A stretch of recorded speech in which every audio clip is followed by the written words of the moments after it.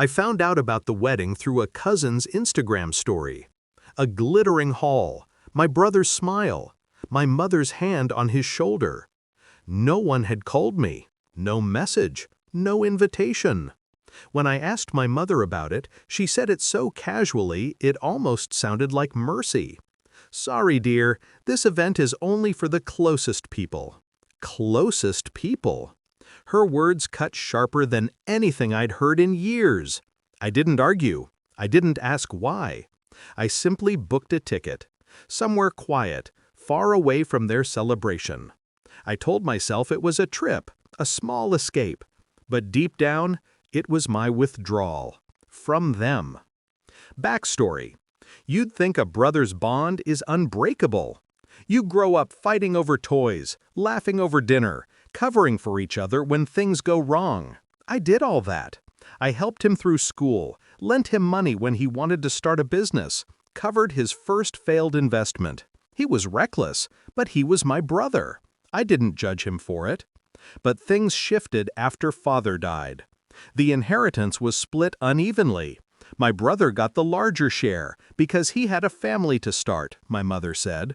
I was the unmarried one, the self-sufficient one, the quiet one. That's what they called independence, being left out. Still, I smiled, I visited, I sent gifts. Until one day, I didn't.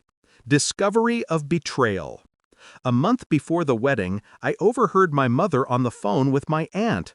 She was laughing, saying how people like me don't fit in well with high society events. Then she mentioned my brother's fiancé, how her family had asked to keep things elegant, simple, selective. That's when I realized I wasn't forgotten. I was excluded, deliberately. And I remembered all those late nights helping him fix his finances, the silent sacrifices they never saw. They called me practical, emotionless, but they'd mistaken silence for weakness. So I stayed quiet, and I started planning. Shift in mindset. My brother's upcoming wedding was supposed to be the event of the year. Lavish, expensive, sponsored by credit and borrowed smiles. I knew his financial state better than anyone. He still owed money from the business I helped him launch. He hadn't repaid a cent. But I still had the loan documents, signed, dated, and a few people owed me favors. So I made some calls, quiet ones, to the caterer, the decorator, the hotel, every vendor he'd booked under a partial deposit. I didn't shout or threaten. I simply forwarded the legal claim, his pending debt, his frozen account. By law, his assets were temporarily locked. The wedding funds? Gone in 48 hours. Execution of the plan. I watched the chaos unfold from a distance. My cousin sent me updates, confused texts, photos of the halted venue, whispers about financial trouble. Apparently, the fiancé's family backed out first. They didn't want scandal. Then my mother called. She started with, "There's been a misunderstanding." Then, "Your brother is under a lot of pressure." And finally, "We need your help." It was the first time she'd said need in years.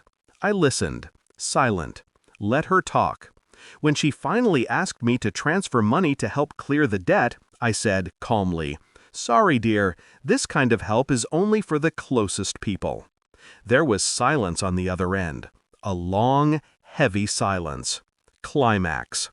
2 days later, my brother came to my apartment. He looked broken, tie loosened, face pale, pride shattered. "You did this," he said, voice trembling. "I didn't do anything," I replied. "You just forgot who you owed." He slammed his fist on the table. "It was my wedding, and you didn't think I deserved to be there?" I said quietly. He couldn't answer.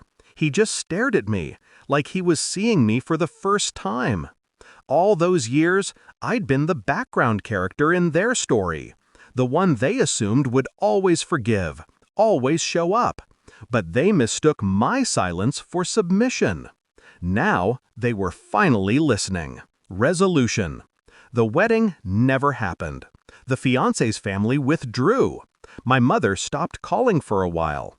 My brother moved to another city, trying to rebuild whatever dignity he had left. I didn't gloat. I didn't post cryptic quotes or tell anyone what I did. Revenge doesn't always need applause. Sometimes it just needs peace. On my trip, I remember sitting by the sea, watching the water fold over itself.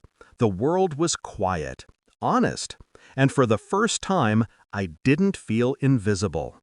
People think revenge is about destruction, but for me, it was about restoration, of balance, of respect, of voice. I didn't destroy my brother. I just let him face the weight of what he built on lies and arrogance. And when my mother finally called months later, her voice softer, humbled, she said, "I wish you'd been there." I smiled. "I was," I said, "just not where you expected." Some invitations never arrive. Some families only see your worth when they lose what they took for granted. I didn't go to my brother's wedding. I just attended.